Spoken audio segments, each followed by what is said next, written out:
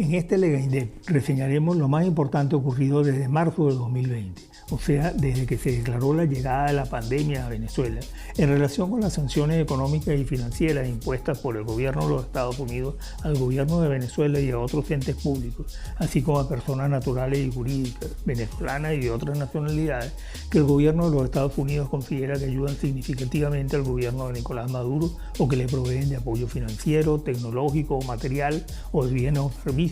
o que son responsables o cómplices de prácticas engañosas o corruptas con el gobierno de Maduro. La actuación de los Estados Unidos en relación con las sanciones en ese periodo se ha caracterizado por, en primer lugar, el mantenimiento de las sanciones. Las sanciones que Estados Unidos impuso al gobierno de Venezuela, a PDVSA, al Banco Central de Venezuela, a CBG Minervenga, a Bandes y a sus bancos filiales, Banco de Venezuela y Banco Bicentenario, y a otros entes públicos, así como a diversas personas naturales y jurídicas, se han mantenido, a pesar del paso de la administración republicana de Trump a la demócrata de Biden. Además, el gobierno de los Estados Unidos ha mantenido una permanente presión para evitar la evasión de estas sanciones, y por eso ha sancionado también a empresas petroleras rusas como Rosneft y TNK Trading, a buques que transportan petróleo u otros combustibles de Venezuela a Cuba,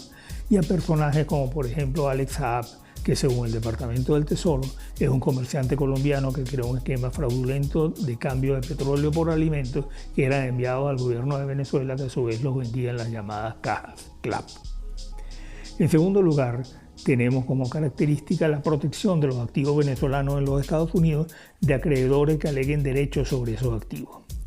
El más importante de esos activos es Citgo, que con 3 refinerías, 45 terminales de almacenamiento de productos refinados y una red de más de 5.000 estaciones de servicio con su marca, ha sido considerada como la joya de la corona petrolera venezolana.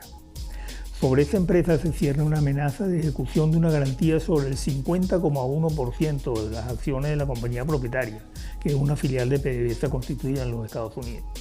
Esta garantía fue otorgada por el gobierno de Maduro para respaldar una emisión de bonos de PDVSA denominada Bono PDVSA 2020.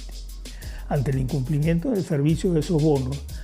sus tenedores han obtenido órdenes judiciales de ejecución de esa garantía. De ejecutarse esta garantía, Venezuela perdería el control de Citgo.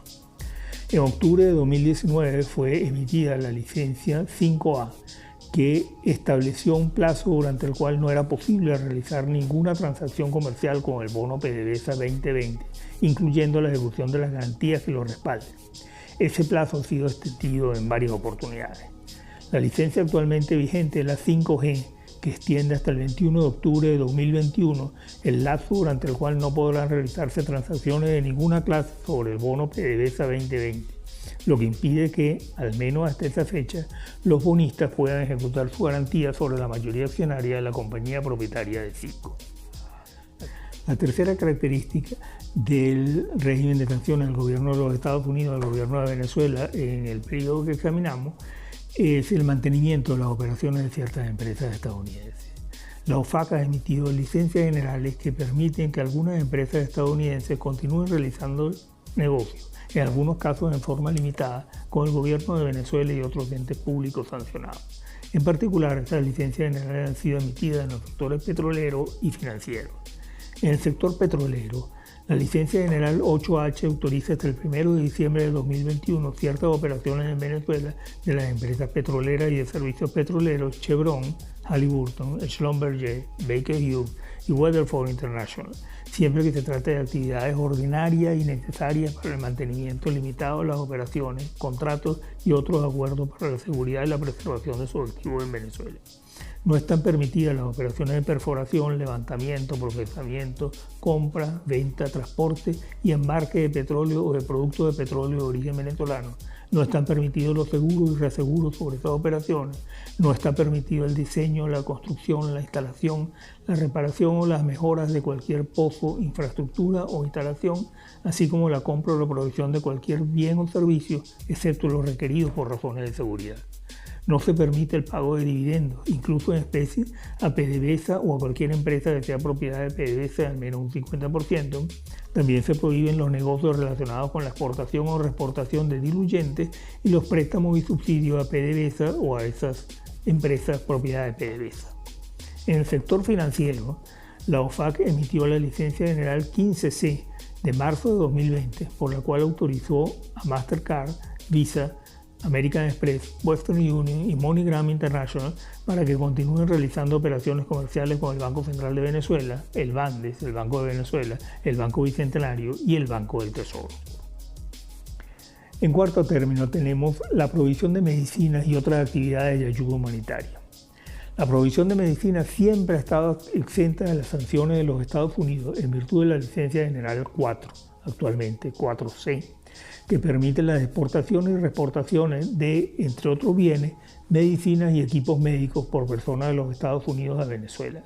Pero recientemente la OFAC emitió la licencia general 39, que autorizó expresamente hasta el 17 de junio de 2022 todas las transacciones comerciales y actividades que involucran al gobierno de Venezuela y que se relacionen con la prevención, diagnóstico o tratamiento del COVID-19, incluyendo las investigaciones y los estudios clínicos relativos a esa enfermedad. La misma licencia autoriza esas transacciones y actividades cuando en ellas participe el Banco Central, el Banco de Venezuela, el Banco Bicentenario o cualquier entidad en la que alguno de esos bancos tenga, directa o indirectamente, al menos el 50% de su capital. Finalmente, también encontramos temas de ayuda humanitaria en la licencia general 29 sobre las actividades de las ONG, las organizaciones no gubernamentales, y en la licencia general 40, que autoriza hasta el 8 de julio de 2022 todas las transacciones comerciales o actividades relacionadas con las exportaciones o reexportaciones, directas o indirectas, de gas licuado de petróleo que involucran al gobierno de Venezuela, a PDVSA o a cualquier entidad en la que PDVSA tenga al menos el 50% del capital. Esta licencia general se orienta a permitir el suministro de gas licuado de petróleo a los consumidores en Venezuela, evitando así que tengan que recurrir a la leña. Esta es, en síntesis, la evolución del tema de las sanciones del gobierno de los Estados Unidos al gobierno de Venezuela desde el comienzo de 2020.